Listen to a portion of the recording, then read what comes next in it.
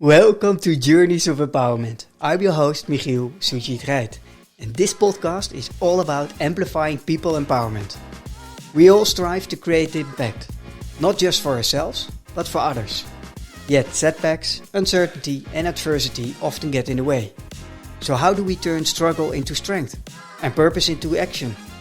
This show brings you real stories and raw experiences from role models who faced challenges, embraced transformation and stepped into their power.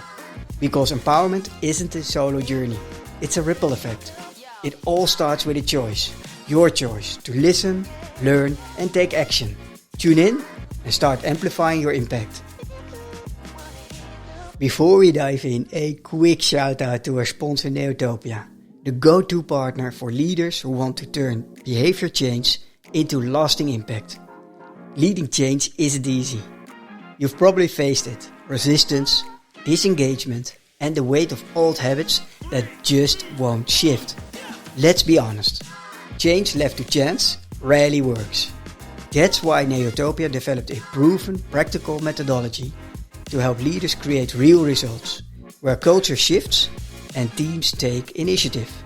It all starts with the awareness workshop, where you will uncover why most behavior change efforts fail and what actually works.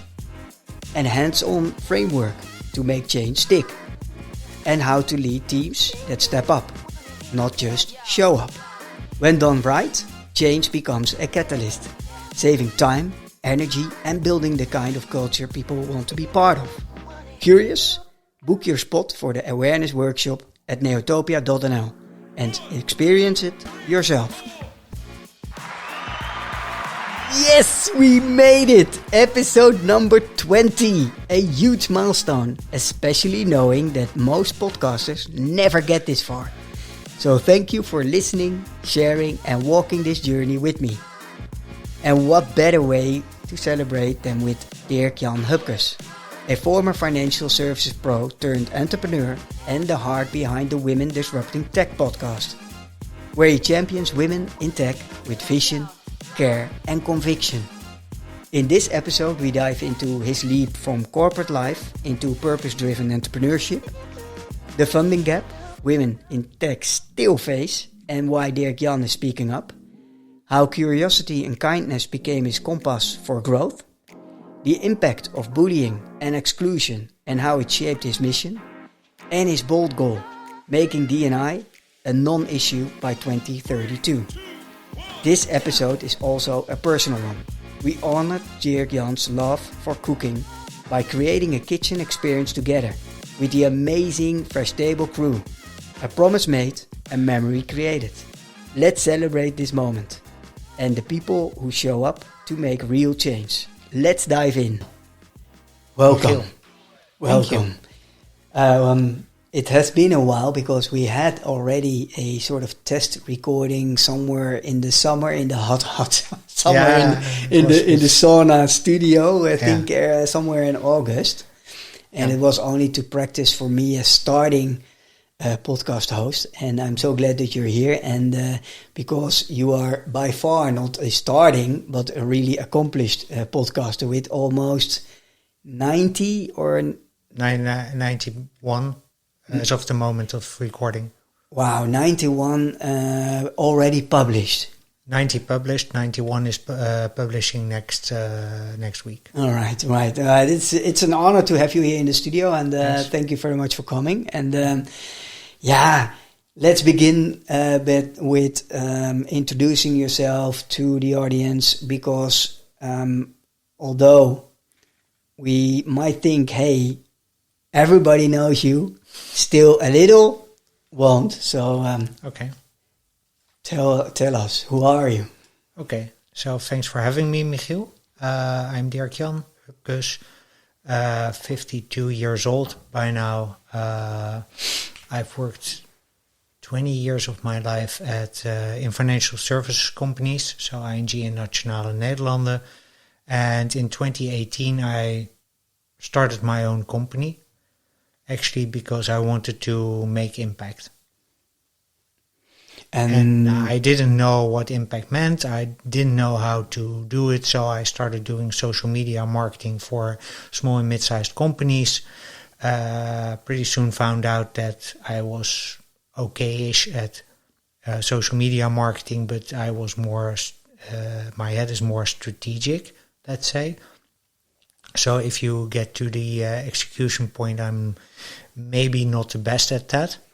I'm still getting better at it. And then in 2019, I started working for one and later two startups, both with a female founder. And that was the start, not of a sprawling career in startups, but of a podcast. Because I ran into the difficulties that female founders have fundraising. Mm-hmm. I found out that 2% of all the startup funding worldwide only goes to female-founded companies. And I was like, when I heard about that number, I was like, well, that's like really low and probably disproportionate, but I wanted to learn more about it. So I started investigating, started also reading studies on what could possibly cause that. And at that moment, sort of the topic sort of clicked in me, but also the topic came together with my wish to do a podcast of sorts. And again, at that point in time, I didn't know what it would be about, just that it was about funding of female founders. Mm. And I started interviewing people on the podcast, made free, then decided, oh yeah, I actually like this, and it's good to, it feels good, and it's nice to give women publicity. So let's make another 10. And by episode 6 or 7, I got my theme, which is make myself obsolete, or the podcast rather. And then I was like, yeah, well, let's just continue, make a whole season of 25 episodes. Yeah. And now we're at 91 and wow. Still counting. Wow, yeah, it's amazing, your journey. And but before we deep dive into the podcasting and what you're aiming for and who are you interviewing, let's circle a little bit back to your corporate life. Why choosing a path of an entrepreneurial path, while I guess having a pretty comfort life at working for big corporates, and let's say why? Okay, so that journey starts in 2012. Yeah. When my girlfriend was diagnosed with gastric cancer. Spoiler, she survived, she still lives, so in that sense it ended happily. But when I saw her, she had to undergo chemotherapy and very heavy surgery where they removed her stomach along with the tumor. She had to learn how to eat again completely from scratch. Without a stomach, right? Without a stomach. So basically, to put it, to make it a bit visible, what they do is they stitch your intestines to each other. So it's one big hole that after you swallowed. So you need it's one big hole. It goes straight down into the intestines, and it totally works different from there on because your stomach acts as a storage. Of course. So she doesn't have any energy storage anymore like we do. And she had to basically recalibrate her whole body from there. And I saw that journey and I was like, okay, so what if I have to undergo this? What would I be telling people? What if I'm at the cafeteria of the Antonie van Leeuwenhoek with one of those drips? What am I going to tell the cashier that I do or that I've done? What is my story? And at that point I was like, okay, yes, I can tell them, and I'm pretty proud of that I've been working for 2 large financial services companies. Yes, I can proudly tell them that I've seen a lot of really and collaborated as part of really big programs and projects, from takeovers to sales of companies to total disentanglement of ING and Nationale-Nederlanden. I can tell them all about that, but if they ask, will you have an impact? The answer is no. And I started wondering, so how do I make an impact that I can actually, that is more tangible? And that was the start of my journey towards becoming an entrepreneur 6 years later. I first tried to get different positions in within ING where I would be closer to customers, so I could really sense the impact. I was in risk and compliance, where they call it second line of defense for a reason. So you don't have direct customer contact, you don't see what the impact is of what you're doing on customers.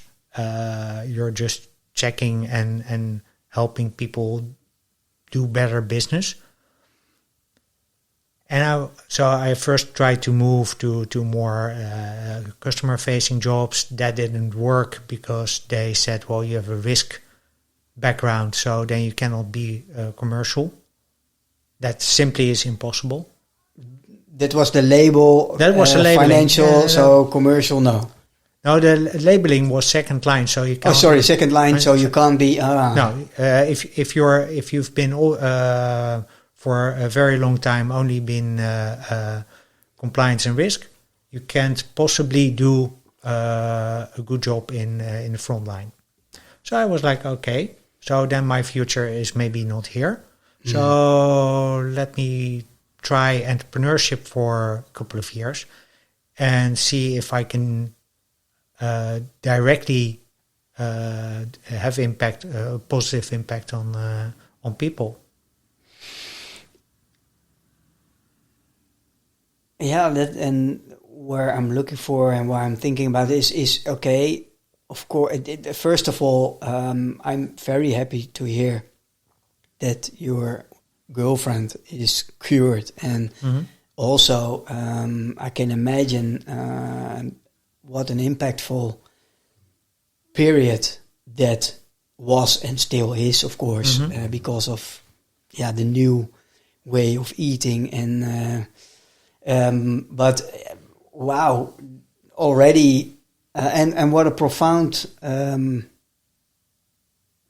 of insight you had on for yourself.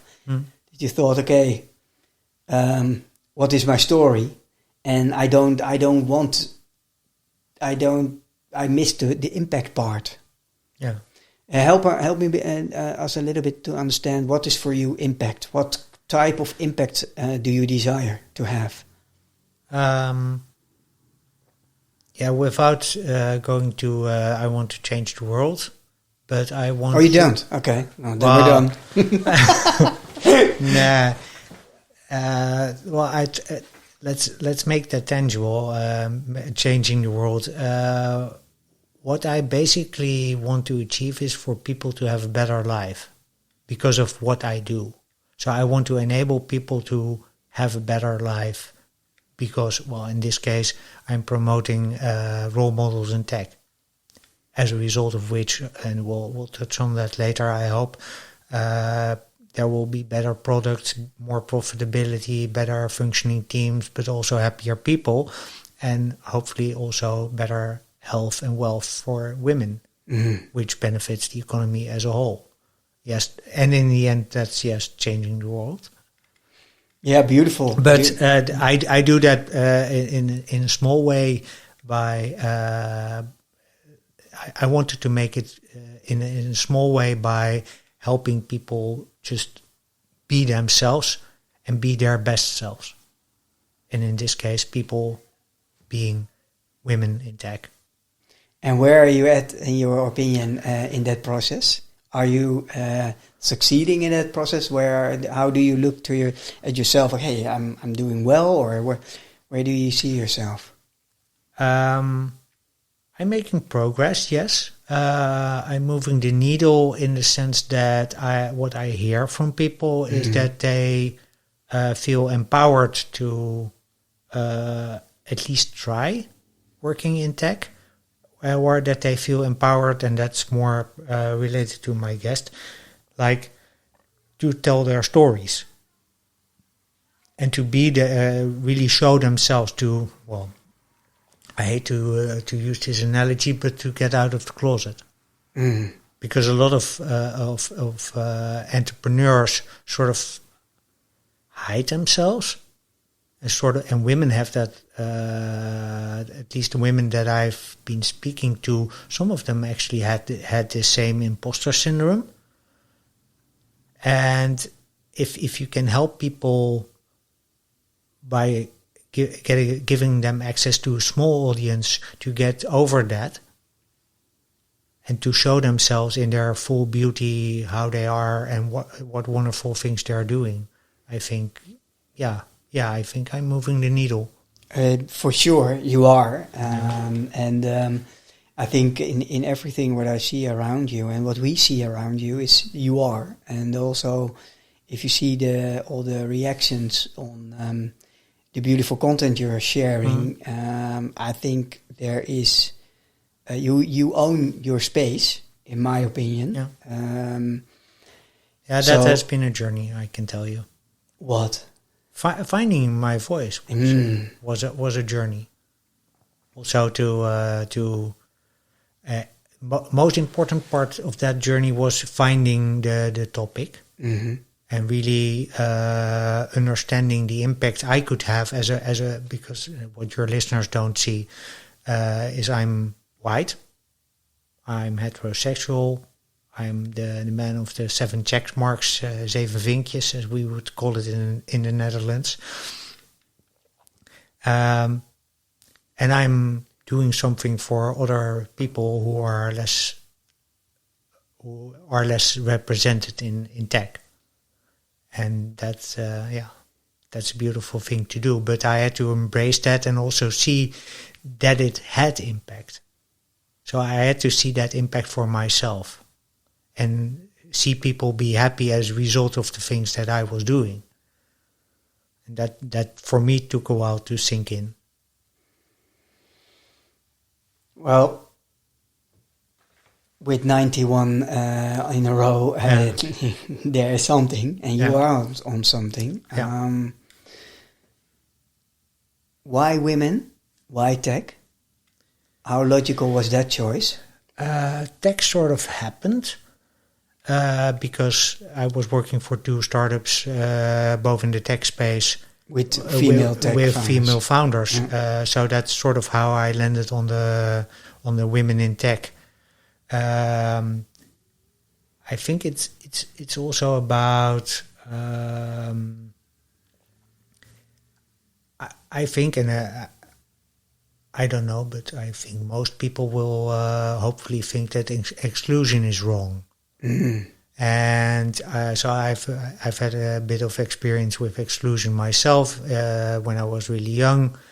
Also, again, what I just told you at NN, where they said, well, if you have been risk management, you can't possibly be commercial, which is some sort of exclusion, I think, as well.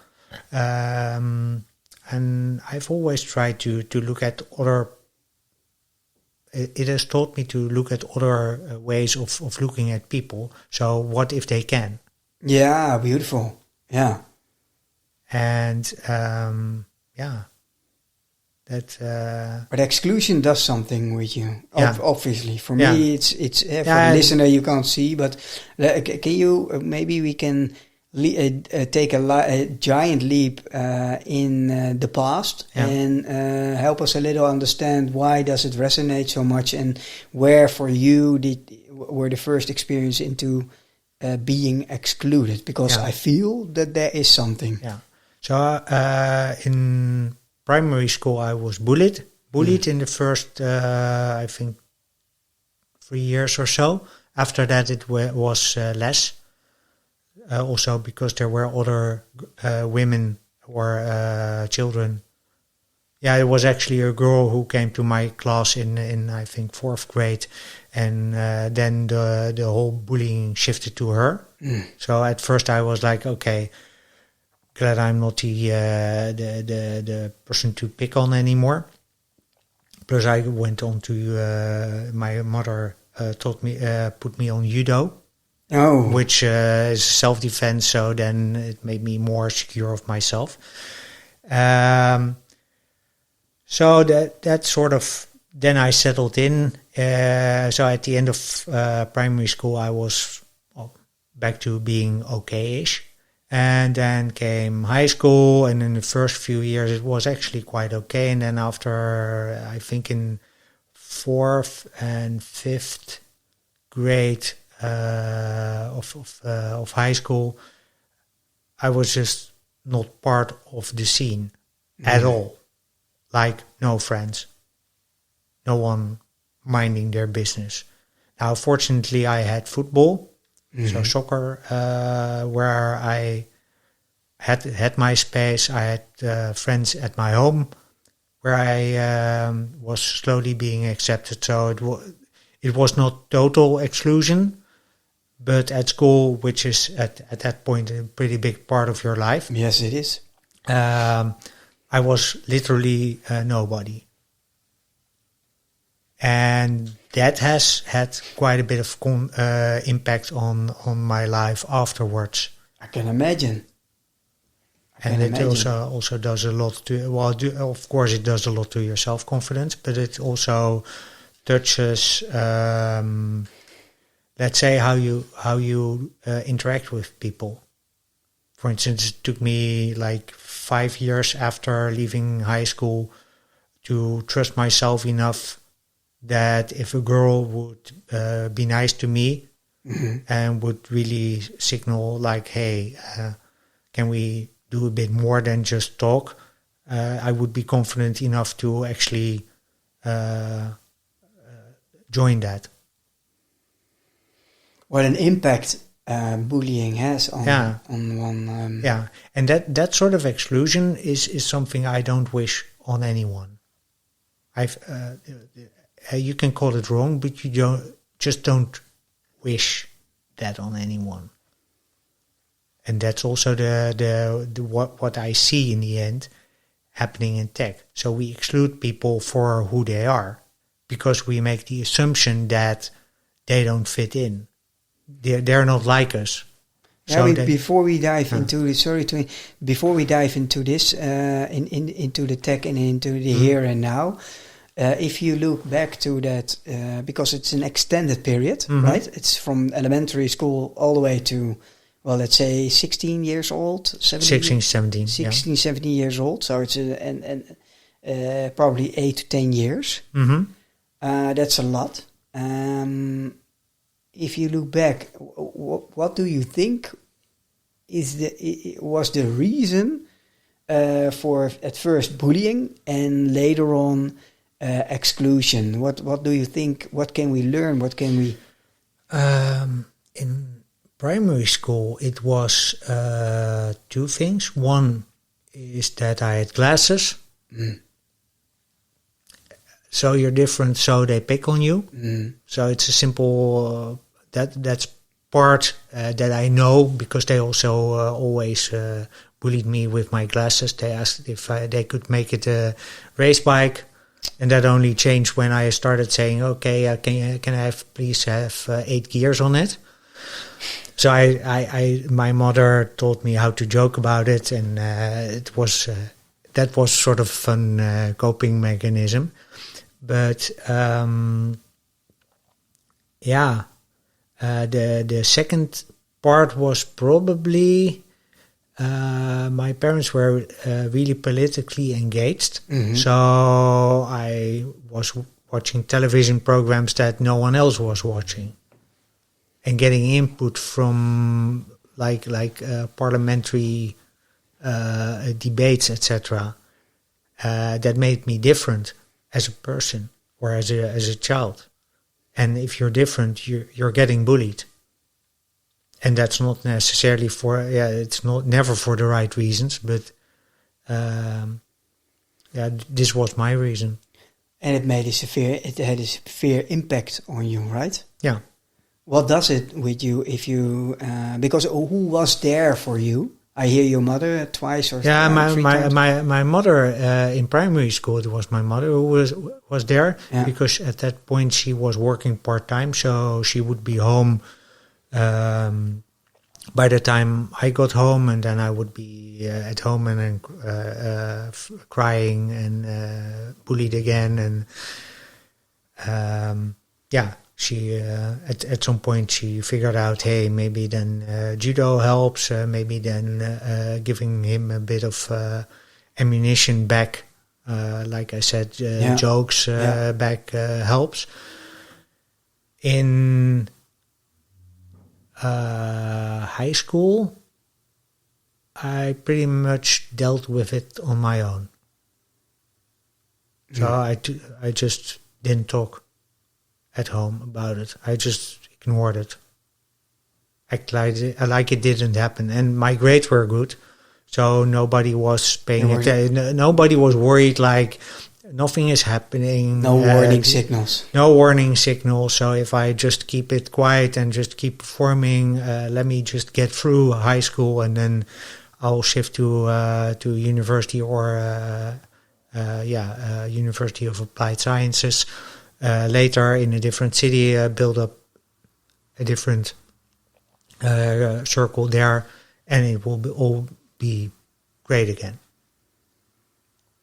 So I was just tough going through, and it sounds tough. Yeah, but I was also being tough on myself. In retrospect, yeah. Are you still that tough for yourself? Yes. I'm recovering perfectionist. Recovering Okay, that's not my recovering perfectionist. Yeah, they so you will be always in recovery, right? Yeah. Like if no. But I have like really high demands of myself. I need to be, or I tell myself that I need to be not the best, but I need to be as perfect as possible. So if I cannot do something because I don't have the ability, I don't blame myself. Then I'm like, okay, then I need to build up that ability. Fine, that takes time. That's now that I pronounce this, it's more cognitive way of dealing with it, with the perfectionism than it is in the heart. But if I master something, or if I think I'm good at something, like podcasting now, the bar is raised every time, and that's to an extent that's a good thing. But sometimes it can be counterproductive. And very tough for yourself. Yeah, right. It's the hardest is for for yourself. Yeah. Is it then in a critic? Never good enough, or how does it work? Yeah, because, it's especially that. Especially, is this good enough, not for my audience, but is this good enough for myself? Does this meet my own standards? Interestingly, because I apparently think that if I meet my own standards, that I will meet the standards of my audience. That's not necessarily said. No, you make it. No. Probably maybe a correlation. There's a good starting point, but not everything. But no, it's for you. No, but you are very hard on yourself for yourself, and it hasn't much to do with the audience, but more for yourself. Yeah. And where do you think that comes from? And because that makes me curious, and the reason why I'm digging a little bit deeper, although I hope you allow me to. But what can we learn here? Because I can imagine many people.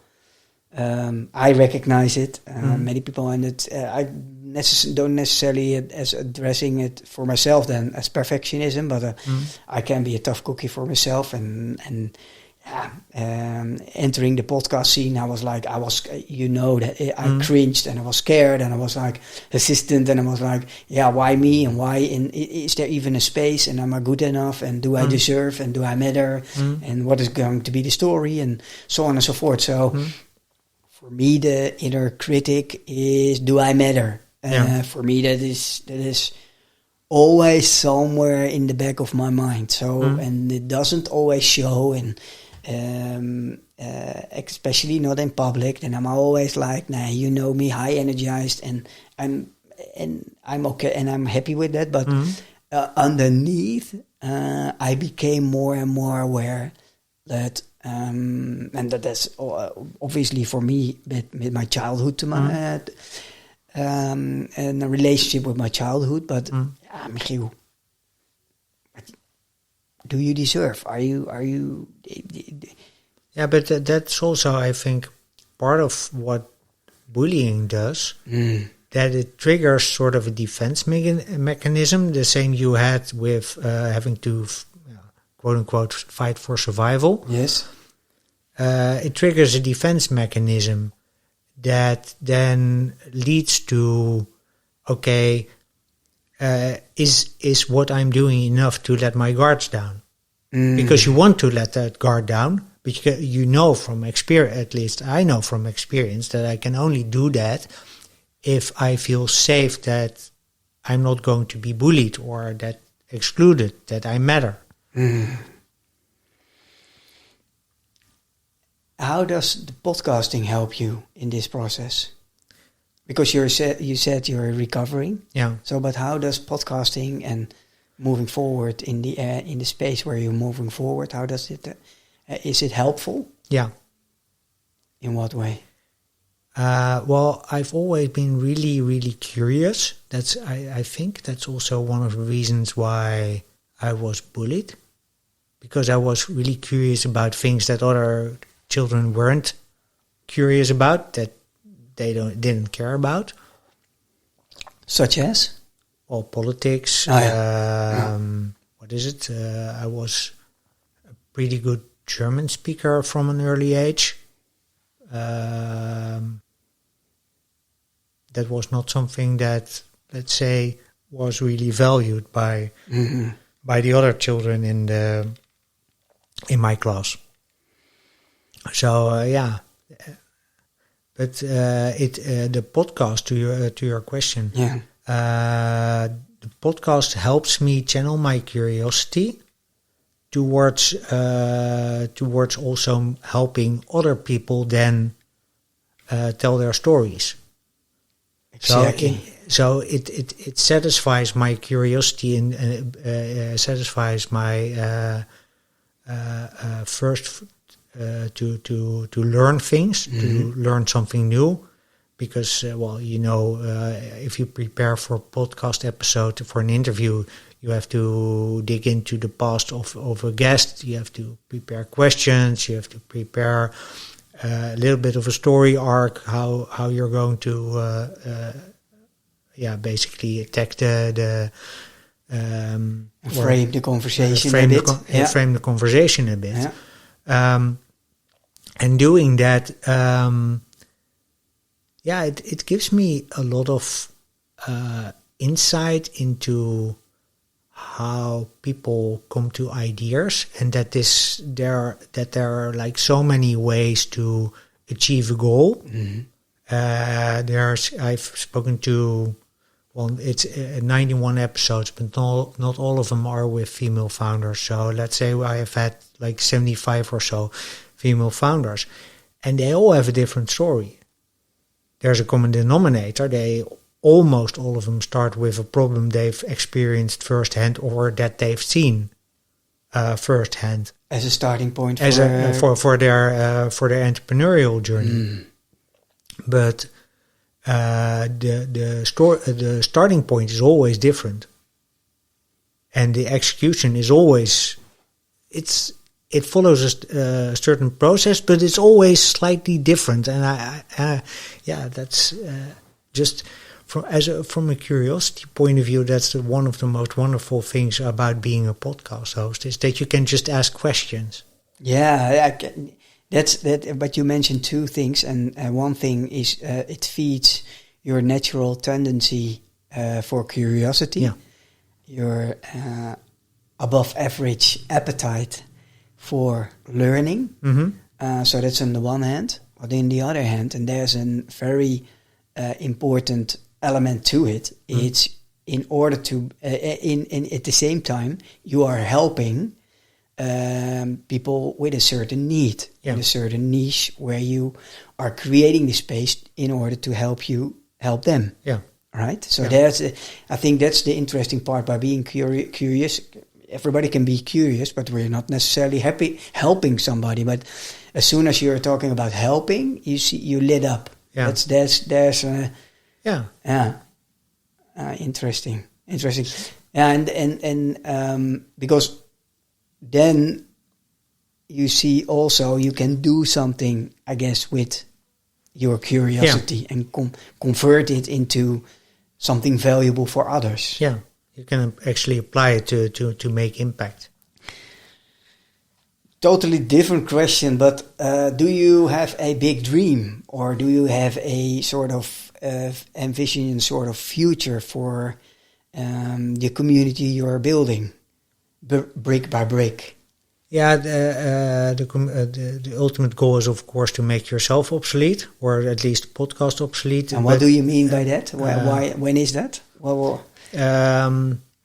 So ultimately, what I want to achieve is to make the concept of DEI, so diversity, equity, and inclusion in tech, a non-issue. Not in the way that Elon Musk and Donald Trump currently do, but by making it so normal that we don't need to talk about it anymore. And I think a first step, and that's also going back to the funding problem that we see in startups. First start would be to make for venture capital companies the norm to invest in mixed teams, because that's even more than the 2%. What struck me really hard is that there was a penalty on having a mixed founder team. There was literally about 30-ish% of the startups had a mixed founder team, and they got 12% of the funding. And I was like, well, everyone knows that diverse teams perform better. They are more profitable. It's even shown in startup spaces. There's an investigation or a research done in a 10-year period from 2005 to 2015 that there was an outperformance of 30 or 40% of mixed founder teams compared to single gender, mostly white boys doing something in a garage. So why on earth wouldn't we fund those startups? Yeah, why don't we? What's after 91 episodes? And maybe it is a little bit teasing question, but why do you think? What did you find out in those conversations? What is the common denominator? The common denominator is the for women to go into tech and to try is the total lack of role models, which is what I'm sort of fixing. But interestingly, that works the other way around as well. So also that works towards investors, because many men who invest in startups to this day say, but yeah, we don't get pitch decks from women, and we can't find them. And that's one of the parts that I'm solving. Like, there's a whole Rolodex of female founders that you can fund right now, because most of the conversations I have are around business model and about they come to me when they're fundraising, because that's a natural moment for companies to get publicity. And does it also work the other way around? Investors approach you to maybe say, okay, you speak to a lot of women. Not yet, but that would be a great thing to achieve in the next 1 or 2 years. That men would start coming to me, because then at least I can just say, okay, hey, listen, if you want to be linked to any of these women, let me know. I'll be happy to link you. So that's one part of the issue that is causing the underfunding is role models. Mm-hmm. Again, working both ways. The other part is biases. So we all have biases, and that's it's very difficult to change. It's part of the culture we have. It's part of how we're raised at schools. Part of the fact that we only have women in front of the primary school classrooms. As a result, there's little or no attention to tech. Men get the boys get the idea, so I can't be a teacher because that's a girl's job, and women get the idea, I need later I have to become a teacher because that's a girl's job.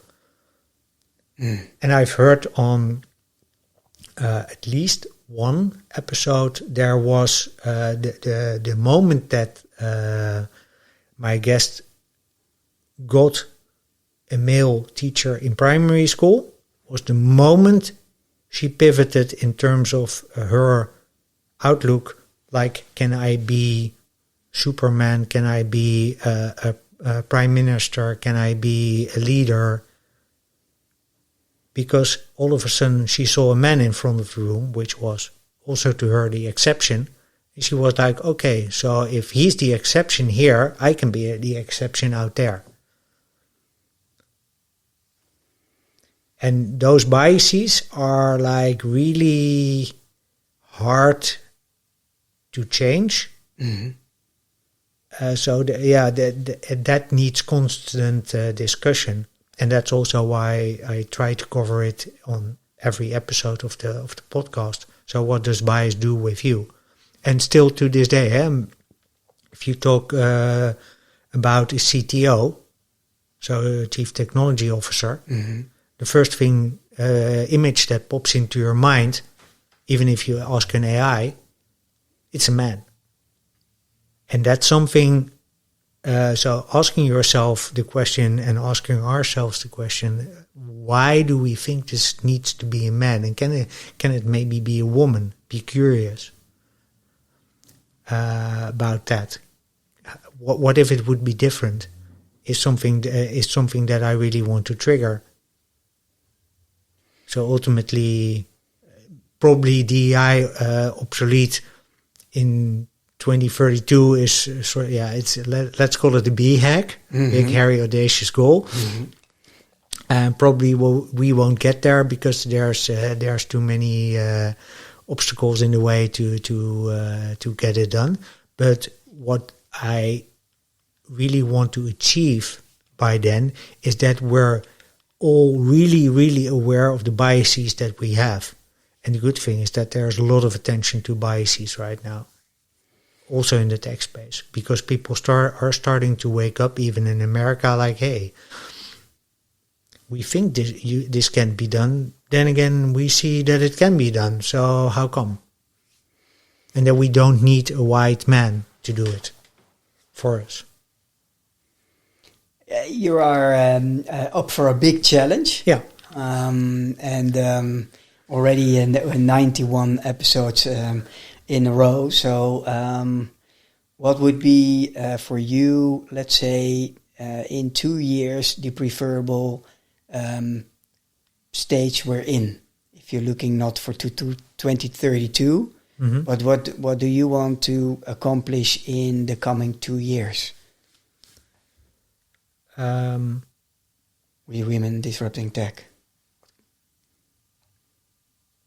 First thing I want to achieve is to build a business model around it, because this is something that so far I've been doing this basically off my savings, and I'm like, okay, I want to also prove to the world that there's money in this.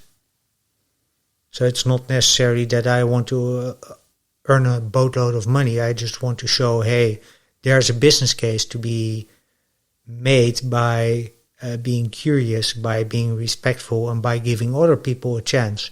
to be their best selves in a space that is maybe not as hospitable or has not traditionally been perceived as not being very hospitable to women.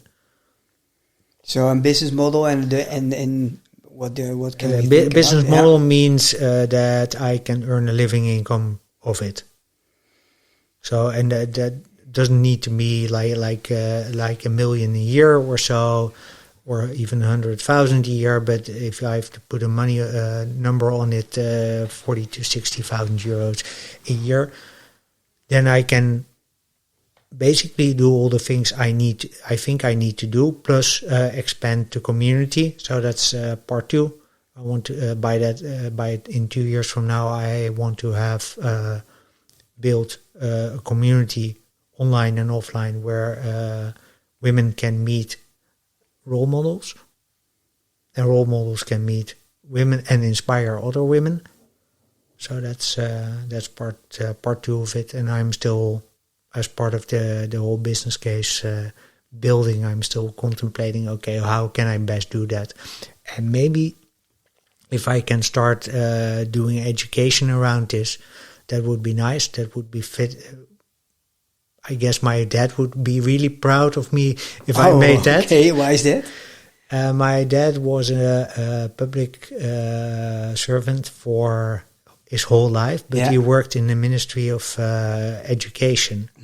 And he started what we now call VMBO. He was one of the, let's say, founding fathers of that, to create really the pipeline of people into, let's say, with who have different education backgrounds, into how do we get those people to get good jobs, good education that really fits what they can do, fits their ability, but also the need in the market. The need in the market. Ah, beautiful. And that makes if you look at the education and let's say you have a magic wand, and you can change one thing what's in the way of achieving your big dream. What would that be? One thing that... So in a magic wand, in the educational in the educational space, okay, put more men in front of classrooms in primary school, and put more women in front of technical education in technical universities. So in Delft and Eindhoven, have 50% representation of women in professorships. If they want to, of course. Do you think? Yeah, I think they want to, but I don't think they get a chance, because it's tradition. It's our mutual friend Kareem said, like attracts like, and that happens everywhere. So it happens in care, it happens in education, it happens in tech as well. The biggest reason why we have this funding gap is that investors look for traits in company founders that resemble them or resemble the picture, the persona that they know as successful. Mm-hmm. And if you're only looking for that next unicorn, you're going to take the Mark Zuckerbergs of this world as a starting point. Yeah, that's... And he did well. He deserves a lot of respect for what he did with Meta, but it's not the only way it can be done. Agree totally. Yeah. So I would change, especially in the education space. I would really change who's in front of the classrooms, and then more men in primary education, and more women in technical domains. Well, here's your magic wand. Make it happen. Yeah. And you've made quite a steep learning curve and journey, right? Mm-hmm. From corporate life to startup life to podcast host to community builder and movement builder, because that's the way I perceive it. It's not only the podcast. It isn't just the podcast. It's a movement. It's a platform. It's something you stand for. It's a mission. It's intrinsic, motivated, comes from within. Everybody sees that. Everybody sees that. It feels that. Who has the chance to meet you? Can you share a little bit what is the biggest learning in that whole time of, let's say, between the corporate life and now? What did you learn the most about yourself? The most I learned about myself is probably, I want to mention two things. One is curiosity pays off in multiple ways, because it doesn't only make my life richer, but also hopefully the lives of the guests and the listeners richer. The second thing is that I was focused too much on failing. Instead of having my mind, okay, what if I can have success? What would that look like? I was too, and maybe that's also because I worked in risk and compliance for a long time. Then your basic, your raison d'être is about preventing things from going wrong, or at least limiting that. So it was for me, it was really profound shift from looking at, okay, how can I mitigate this, to how can I put more gas on things that actually do work. So that's those are my two biggest learnings from the past, 7 years. Yeah. So from if then, what if? Yeah. Yeah, that's an interesting way to put it. If then is always conditional, and if then and what if is what is possible, and what if it goes right? Yeah. Instead of always wrong. What if we fly? Yeah, what if it can? Yeah. That's interesting.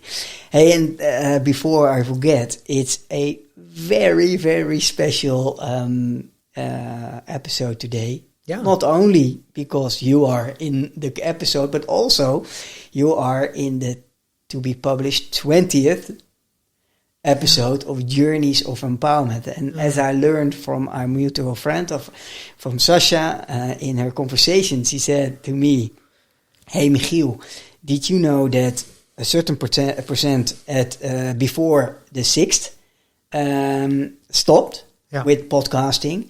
And if you reach the 20, don't forget to celebrate it, because it's a very special, a high rate of people who stop before 20. Yeah. So if you reach the 20, it's a small percentage. Yeah. Welcome to the 1%. Yeah, welcome. But is it really 1%? I don't know if it's really 1%, but it's a small percentage. From what I read, most people drop off after 3. Oh wow! On average, they don't make more than 3, maybe 5. But it's sort of the same as with any business. Most people try it without a plan, but also without just try it as an experiment. And sometimes it doesn't work for them, and that's fine. That's also part of an entrepreneurial journey, finding out what works, but also what doesn't. Yeah, but for you, it works. I guess most of it is because of the same reason as it does with me. We're doing something that we like, that we're passionate about, that we want to make a change. Yeah, true, and because there is a cause behind it, and there is a really intrinsic motivation and a really intrinsic motivated personal reason for it, and for myself. But before we die, for myself, for myself, it is that in being able to having conversations, share the conversation in order to and hopefully help other listeners to empower themselves by listening to other to guests and sharing their personal background stories, adversity, childhood experiences, and so forth and so on. There will always be some nuggets of empowerment in it, and that's the reason why I love to have this conversation. But over to you. We are going to we are in the 20th to be published episode, and the interesting thing was that there is a present. Will be a present for it, and the interesting part is, I thought, what will I give? I have a present for you for being a guest in my podcast. That's. But this is on top of it because of the 20th, and what I have for you is a physical gift.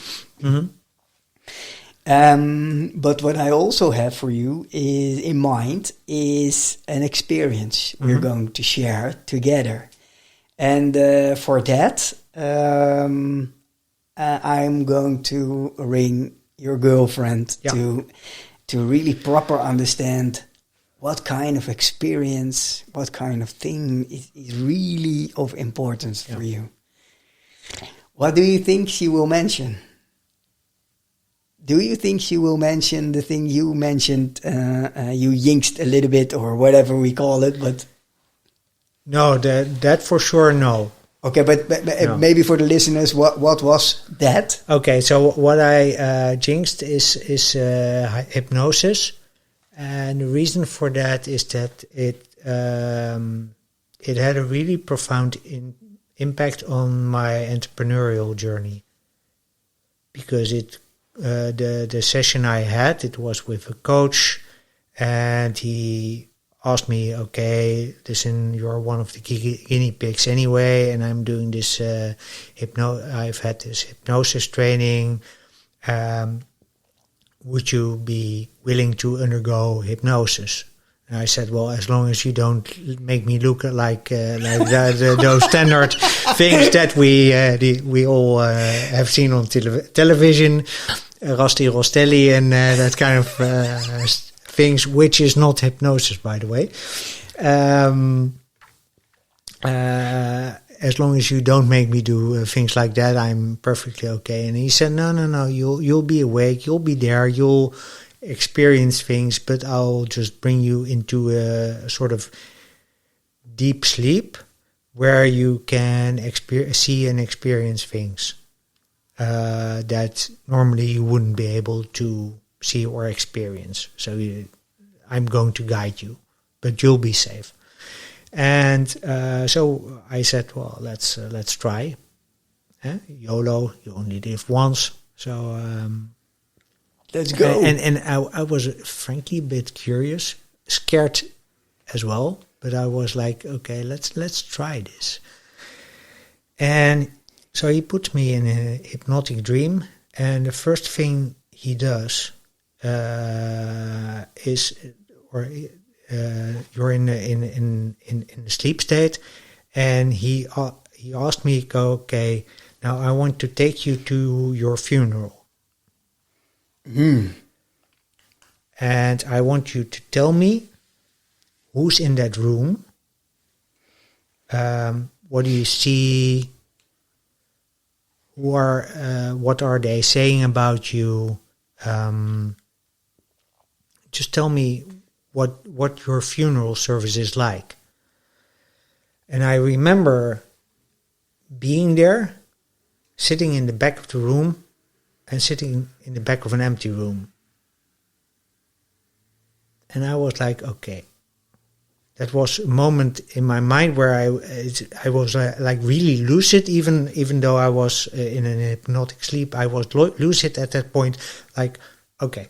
So A, I'm not going to tell him that this room is empty. B, I am going to take care that this room will not be empty in real life. So if I die at some point, that room will not be empty. It will not be just two people from the funeral service and a coffin and 5 minutes. Okay, this was his. Can we go now? But it will be I don't know how many people will be there at my funeral service, but it will not be empty. And not be lonely. And not be lonely. Because to me that sort of represented the loneliness part, and B, more important, it sort of confirmed to me like, okay, you're still not making an impact. So it really triggered me in the sense that I was like, okay, if I want to fill up that room, I have to start doing something meaningful. And I have, what was it at that point, 47, I was 47, so 53 years left. If I live to 100. So I better get going. I'm a little speechless. And because this is really deep, thank you for sharing. Mm-hmm. How can you still remember how you felt when you woke? Do you wake up, or how do you? After hypnosis, yeah, you sort of you're brought back to you start moving your fingers and your toes and moving your body. Can you still remember how you how did it made you feel the really determined, like, okay, this is not going to happen. I've seen something that can happen if I continue like this. This is not going to happen. I really feel that. I also remember the rest of the parts of the rest of the dream. But I really remember also that really conscious click while in that dream, but also afterwards, like, okay, this is bad. I can do something about it, and I will. That sounds like a plan. Yeah. But at that point, I still had to find out how that was going to materialize. And here we are, 91 episodes into a podcast that at that point was not even on the radar. So I said, as mentioned, thank you for sharing. And it made me think about a book. It's called The Book of Five Regrets of the Dying. And it's written by a beautiful person who was in the palliative care. Yeah. And I mentioned the book, of course, to you when you had the interview with a founder who is... Nara Moripan. Yes, and that made me think about the book. And I even reached out to her and I tagged her with her. But because that's a profound, a very deeply impactful, profound realization that you don't want to have that regret, and that you... so it's a healthy fuel for doing something good. Yeah. And and still there's an if then. There's an if then, and now for me, what I really hope that you start seeing is, what if we go even further and longer with our podcast, because are you proud of yourself where you are at now, right now? Yeah. I know. Don't get me wrong. I'm proud of where I am. I'm proud of what I've achieved. Proud of the people I've interviewed. When I started, I made a list, and Constantine was number one, or now number two actually. Number one is still Eva de Mol. But I've already interviewed numbers 2, 3 of my top 10 of people to be interviewed list in the space of 2 years, where this podcast is going to run for 10, ultimately. Beautiful. And do you think there's for 10, but I think maybe even further, right? I think there's enough fuel in you. Oh, no, don't get me wrong. In terms of fuel, yes. I can probably do longer if my voice survives, yes. So as long as I have a voice, I will use it. Will it be in the form of a podcast? I don't know. I think at some point you have to also see for yourself, like, okay, this is what I've done. This is my contribution. Now I move on to a bigger, different platform or platform whatever. Form. Yeah, okay. Well, we're heading towards the almost end of this episode, and but I'm so much looking forward to what we're going to do, and I will have a conversation with your girlfriend about and to figure out, hey, what's really of value for you, because it's not about me, it's about you, and it's about creating hopefully a memorable experience out of appreciation for you in the space what you're building, but especially also for the 20th, being the guest in the 20th episode. Well, thank you. And it is an honor for me to be in that 20th episode, by the way. To be that moment that you crossed the 1%. Thank you, buddy. And but what is still interesting, because we're now sitting in the home studio, but the first time we started, you helped me a lot with, well, advice, and I can ask a lot of questions before I jumped into really recording and publishing it. And I vividly remember us sitting in the home studio, but it's in the sort of it's in the top of the house I'm living, with a flat roof, and it was summer, and it was 33 degrees, and it was pretty hot. And I thought, hey, but why is he sweating so much? Because I have a fan, you have a fan, and there's nothing wrong. But we found out that the fan wasn't working, although it was really circling. It wasn't working, and I was like, it can't be. Still melody. And I was thinking, like, why is it so hot, still so hot in here, even though this thingy is working? But